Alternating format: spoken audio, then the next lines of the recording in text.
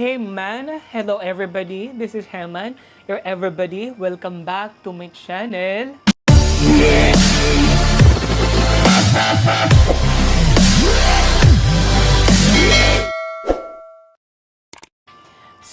For today's video, of course, magre-review tayo ng mga binili ko sa Shein. So, siguro narinig nyo naman yung Shein, 'di ba? Parang Lazada or Shopee. So, I decided to buy some clothes or mga damit and some accessories para sa US, Canada trip ko this coming June 10. So, I have it in my hand. It's here. So, tingnan natin kung talagang good quality siya. And in this video, we would be discussing on how this product is really competitive from the other product, or how they are different from the others. And of course, pag-uusapan din natin kung talagang fit to size siya, kung maganda yung quality ng product na mga binili natin. Hindi ba talaga siya hindi tayo na scam? Kasi some products, we know that, they are just good in marketing. Let's start. So, ito na nga. Ito na yung mga nabili ko. Ang laki. Dumating siya after 5 days. So, mabilis yung shipping. And take note that this is a free shipping. And as you could see, masyadong blank. Walang masyadong nakalagay sa packaging niya. And yung shipping company lang yung nakalagay dito, and yung mga barcode, may address, my name. Now, let's start opening this one. Pagbukas natin, ayan na, madaming, eto na sila. Makikita ko na yung mga pinindot ko sa Shein app. Now, let's start. So this one, how many? Ilan ba to lahat? So 1, 2, 3, 4, 5, 14, 15, 16 items. And as I could observe, may mga mabigat, may mga magaan lang. Okay, so let's start. Now, itong una na to, buksan natin. Ito yung damit na pinindot ko sa Shein na yon. Let's see. Okay. This one. Parang maganda naman siya. Fit to size. Ka-size ko naman din yata to. Bagay to yata sa akin. And when it comes sa quality ng damit, cotton naman. Di naman masyadong manipis. Para makaka-survive naman to siguro ng mga 3 months. Maganda. I love it. Wala namang diferensya. Talagang good quality naman siya. Ipaplansa lang natin to. Lalaban natin.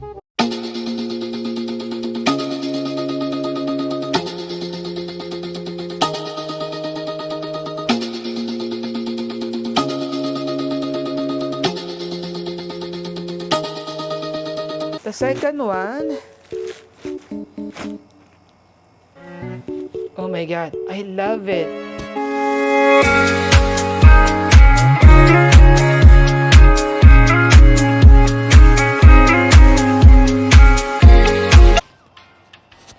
I love it. Maganda naman yung mga quality ng damit nila. Pag tiningnan mo, maganda yung size, hindi masyado sira. Hindi naman, wala namang amoy, or yung mga nababasa ko kasi may amoy daw pagdating, parang nagamit na. Pero so far, hindi naman. So far, maganda siya. So, another one, this one. It's good, pero parang malaki siya sa akin. Medium size siya. It's medium. Made in China. Malaki siya, pero uso ngayon yung mga oversized na damit. So, tsagain natin kung paano natin siya paano natin siya gagamitin. I think it's good. Tama naman yung kulay na pinili natin.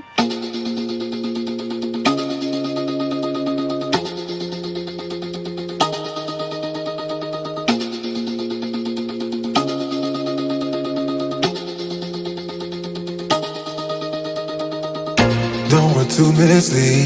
This is all you need. This is good. Tatlo na yung binuksan natin. And another one is we have may pagka see-through siya. Mahilig ako sa see-through na damit. So I think this is good. Hindi siya manipis. Talagang maganda yung tela, guys. I think this is good. Worth it. Parang hindi ko pa siya nagagamit. I could say na bagay sa akin or I could feel comfortable naman.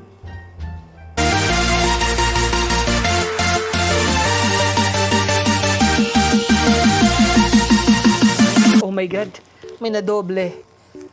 Hindi ko alam kung ako ba yung may problema. May nadoble, guys. This one and this. What happened? Oh my God, dalawa yung napili, oh. Check natin sa ano to. Sana order natin. Bakit ganon? Oh my God. Ba't di ko nahalata? Dalawa ngayon na order ko, guys. It's here. It's my fault. This is worth 394 pesos. Ibibigay ko na lang sa mga pamangkin ko yan. Dalawa din na nabili ko nito. Bakit ganito? This is Daisy Men Color Black Polo Neck Knit Top. This is 630 pesos. Dalawa din yung napindot nito. Bakit hindi ko napansin? Kaya pala, ang mahal ng binayad ko. Dalawa nga yung napindot ko. Ito siya, guys. Dalawang meron ako, oh.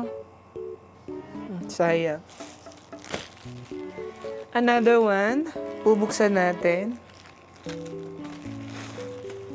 Maganda yung mga tela, guys. Hindi talaga siya cheap na ano to, tela.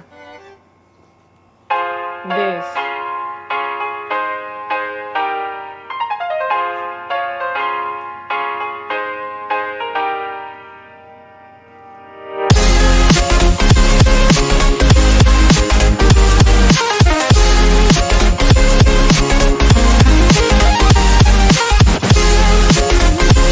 This is 509 pesos.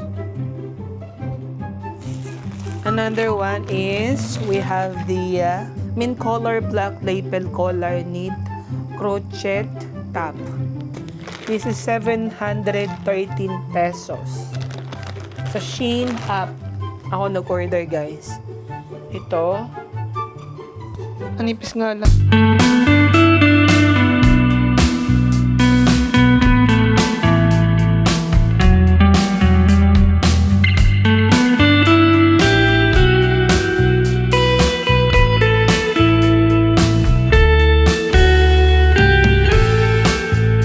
Bago naman siya. Problema, manipis.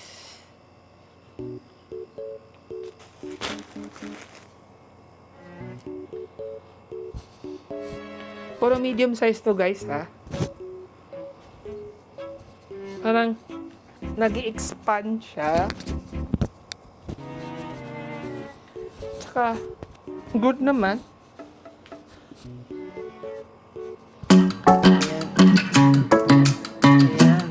Good. Hey pretty baby, am I in your way? Cause you walked out so fast yesterday. No, I don't think you're here to stay. No, I don't think you're here to stay. So tell me what you want, tell me. Medyo manipis, tapos nag-i-expand. Wala namang damage. Amoy bago. Amoy hindi sinuot naman. Maganda. Medium size.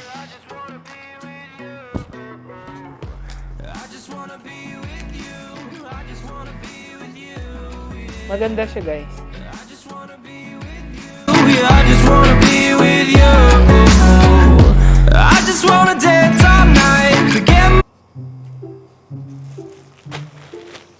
Ito siguro yung pinaka-makapal, pinaka-mabigat na binili ko. This is worth 732 pesos. Parang pang winter siya kasi makapal. Maganda yung quality, friend. Guys, maganda yung quality ng damit na to, and I think babagay siya sa mga malamig na panahon. Pagpunta ko ng US, parang summer yata kasi June yun eh. But anyway, may mga parts naman siguro ng US na malamig, kaya pwede pa natin gamitin to. Or sa airport, diba? Pwede natin ito gamitin. It's good.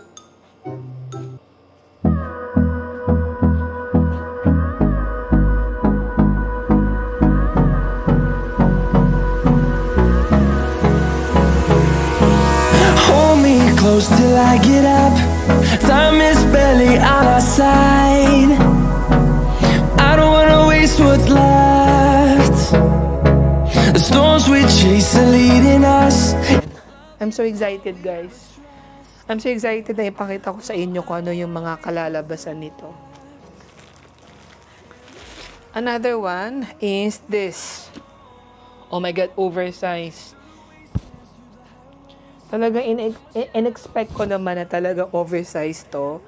This is 592 pesos. This is the beach, the color beach white. It's gonna be good.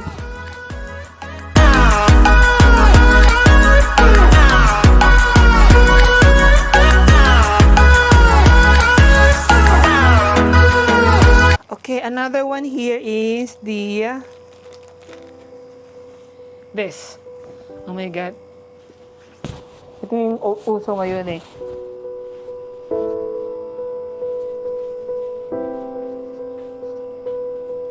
Ito yung mga sinusuot ni Jong Hilario eh. It's gonna be good. Aralin natin paano gagamitin. This is worth 173 pesos only. Maganda yung quality, pero parang may amoy. May iba yung amoy. Guys, maganda naman.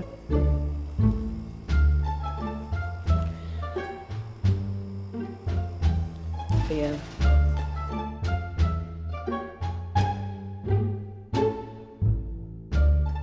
Mahilig ako sa baseball cap, guys. Ito siya. And this is 135 pesos only. It's good. Another one here is this one. And this is 124 pesos.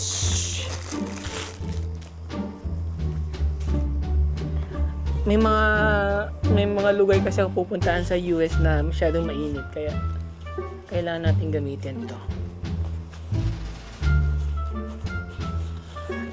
For the protection of our face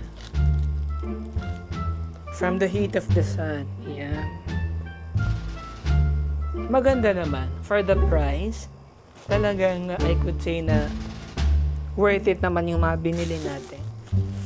And that's it. I think yun lang yung mga binili natin. Thank you so much for watching, guys. So, see you on my next vlog. Bye!